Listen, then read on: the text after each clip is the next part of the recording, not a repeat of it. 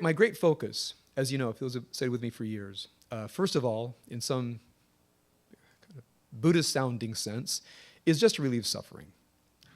We see so many people who suffer unnecessarily.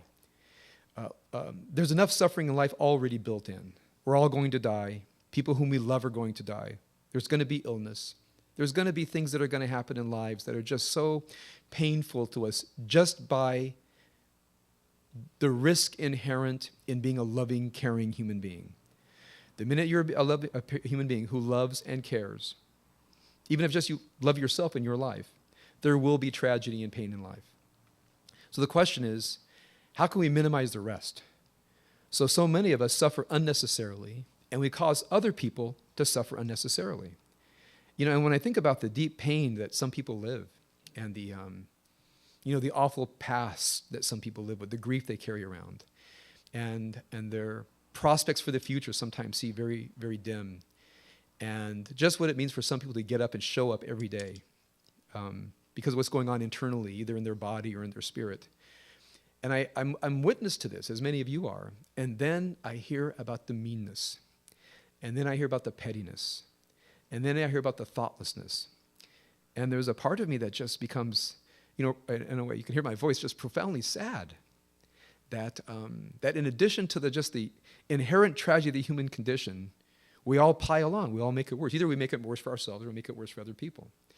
So I mentioned many, many years ago, some 20 or some years ago, is when I made an internal commitment that whatever my political passions are, I've always been passionate.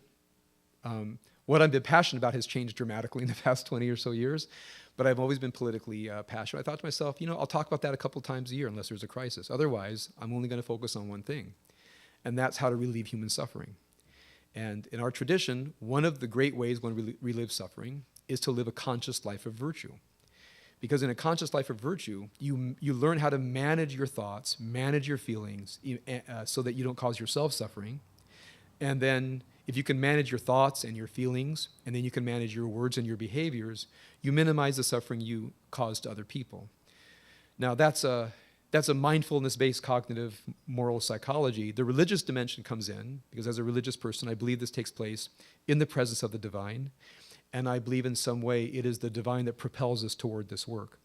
I think on one hand, when we're engaged in this work very deeply, we evoke and anchor down the divine presence, and other days I feel it's as if a divine presence that is driving me and pushing me and giving me vision and courage.